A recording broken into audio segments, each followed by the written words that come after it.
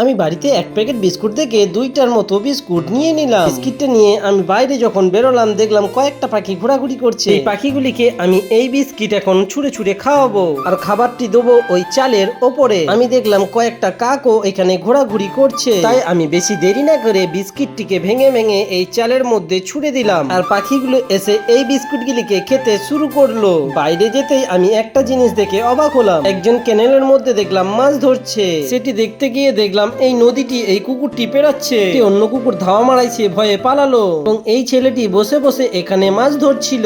দেখলাম কয়টা মাছও পেয়েছে এবং এই ব্যারেজের মুখ থেকে প্রচুর পরিমাণের জল বেরাচ্ছিল। জল স্থির হয়ে দাঁড়িয়ে থাকায় এই ছেলেটি সেখানে বসে বসে মাছ ধরছিল। বেশ কিছুক্ষণ বসে থাকার পর সে নিজেই উঠে চলে আসলো। তারপর আমায় বলল আমি এখানে জাল দিয়েছি, জালটি চেক করব।